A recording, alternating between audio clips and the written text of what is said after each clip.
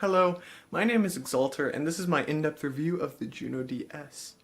Just a few things before I start. I would like to say that if you have any corrections or questions, please leave a comment and I will do my best to respond. I will start on the left side of the keyboard and work my way to the right side, and timestamps will be in the description. And finally, I've had this keyboard for almost 3 years now, wow, and when I was looking to purchase it, I did not find any good reviews on it, or the other keyboard I was looking at, so I hope this helps. The first thing I will look at is the joystick, which controls pitch and modulation, and you can change that in the menu.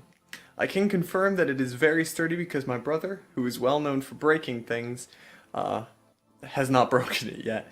And I've taken the Juno to many gigs without breaking it. Overall, they did a very good job with it, and it feels sturdy, and I don't think it's going to break anytime soon. The next section that I just want to give a quick mention was the battery compartment. I've never run the Juno on batteries, so I can't give any input on how it runs with them, but I can say that sometimes while playing, the lid of the battery compartment will come loose and will rattle a bit when you hit the keys. That can be fixed by just pushing it back down or taking it off, although if you take it off it may not look as aesthetically appealing. And it won't fall off, it will just rattle a little bit. The next section is the parameter edit area where the knobs and the sliders are.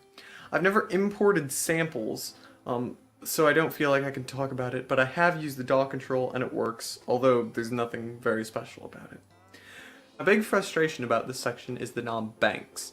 Because there are only 4 knobs, but lots of parameters to control, they mean 3 banks, so essentially you get 12 knobs. The issue with this is if you switch to a different bank and forget, when you turn a knob, instead of controlling cutoff or attack, you're controlling the reverb or the bandpass filter.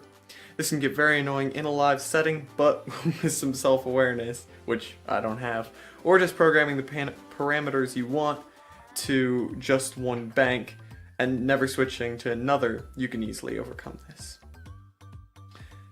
I do really like, however, that with the push of a button, you can have a different parameter instead of having to go through the menu, which I will talk about later. So moving on to the sliders, I am very happy with them. Having one always dedicated to the mic and phrase pads means that without thinking about what bank you are on, unlike the knobs, you can have complete control and just turn the mic up and down like this. I also really like that when doing dual and split sounds, they are automatically assigned to these 2 sliders, meaning that you can adjust the volumes without having to be in a special menu, and this comes very handy when using the drum pattern loop, which I will also talk about later. Overall, I think Roland did a very good job with the sliders, and they make performance easier and mixing dual and split patches super easy. The next feature is the vocoder. I was very excited about it when I first got it, and I still have lots of fun with it. And one of my favorite features is that you can turn any sound on the Juno, including any sounds you import, into a vocoder sounds, which means that the vocoder has almost unlimited sounds. They did a very nice job with it, and I'm very happy. I have grouped the split and the dual features together because they're pretty much the same. I really like that they are very simple and easy to set up during a live show with just the push of a button. My favorite part of dual mode is that you can make your own patch that can include up to 16 sounds, and you can get really creative with it and have certain sounds come in and out depending on the velocity of the keys. And you can also save your dual patch of 16 sounds to your favorites, which then you can pull up during a live show. The menus for dual and split sounds are full of features, and even though they are all buried deep in the menu, I think they're still very functional and well worth exploring. If you didn't already know what super layer is, you can just layer 5 of the same sound on each other and detune the different layers. Overall, it's not very practical for live performance, although it is cool to take a sound and see what you can do with it with super layer, like making a honky-tonky piano out of just the normal piano sound. The arpeggiator on the Juno DS is pretty standard and doesn't have anything very special, but it does have plenty of presets, including ones that uses bass lines, guitar strums, and chords. I made a video of me going through a couple of them. If you'd like to go check out that, there will be a link in the description. A feature in the Juno DS that is key when playing live are the favorite banks. They are very helpful, but in order to understand them, we need to look at how you access sounds on the Juno DS. Running underneath the screen are 10 buttons that are banks of different sounds. They are labeled what sounds are in them, which makes them very easy to change in between. However, in order to scroll through the banks, you either have to use the selection wheel and scroll through all the presets, or use the plus and minus buttons. This can take a while, especially in the synth bank, which has 369 presets and takes 10 seconds to scroll through all of them as fast as possible. And this is where the favorites come in. Instead of scrolling through 300 plus sounds, you just save the ones you want for a live performance and access them immediately instead of changing banks. Favorites can be tricky to set up, but I think it is essential for live performance and makes it easier to find the sounds you like and want to use. Also, the method on selecting sounds is normally fine, although scrolling through sounds to the ones you want can be tiring. Another thing I want to touch on is the screen and the menu. I think that Roland should have made the screen bigger, but the screen is big enough and I find it easy to navigate on. I also think that they did a good job of making the lettering big enough so that you can read it without squinting at the screen. This is especially important for the menu. The menu seems to go on forever, but is easy to navigate, and for having only simple navigation commands is extremely easy to use.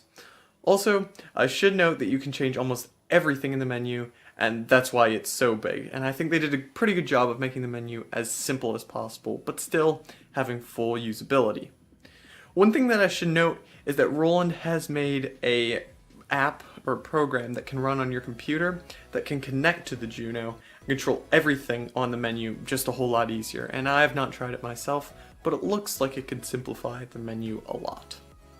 So now we're going to move on to this part of the keyboard, the phrase pad section, and we're going to look at the touchpads first. And the 8 touchpads feel very nice and are responsive, but are only triggered on and off and are not velocity sensitive.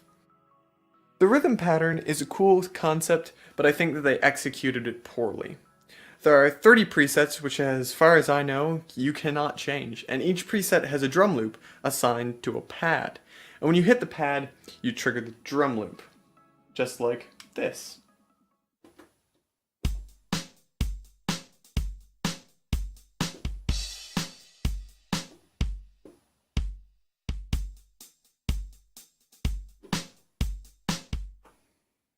This is really cool, but you can't change the loops. However, you can change the drum kit.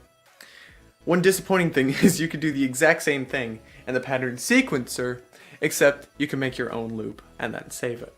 The pattern sequencer I've enjoyed for many reasons, however it does have a few flaws. The first is I have not figured out how to put effects on tracks 3 through 8. However, there must be a way and I just haven't found it.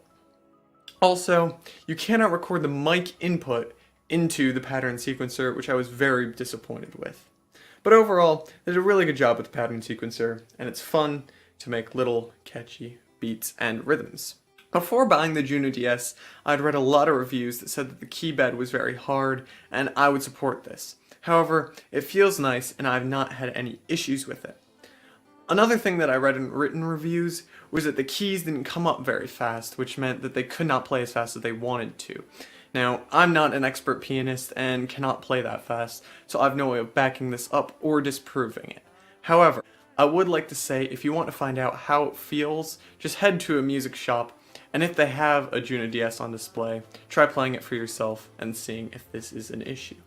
As we near towards the end of this review, I'm going to touch briefly on the sounds. Now, I don't feel like I have to go too in-depth, because there are already so many videos of people playing the Juno DS, that all you have to do is go watch those videos in order to get a feel of the sound quality or lack thereof. So the first thing I wanted to say is the Grand Piano DS, which is the main piano, is very nice, and I'm very happy with it. However, there are areas that the Juno DS is lacking in, and those are drums. For the drums, I don't feel like they are very high quality. Some of the effects sounds are good, however most sound terrible, although not many people use these sounds, so that probably won't matter to most people. One more thing before I wrap up the review is that the USB port is extremely nice because it means that you can record straight to your computer from the Juno DS. And this was very helpful for me not owning an interface, but still having a full functioning keyboard and MIDI controller. Well, that concludes this review on the Juno DS 88. I hope that you've gleaned information here that you haven't been able to find other places and that it has helped you in your decisions. If you have any comments, complaints, corrections, or any other insight about this review, please leave a comment. And I really hope this has helped you, and thanks so much for watching.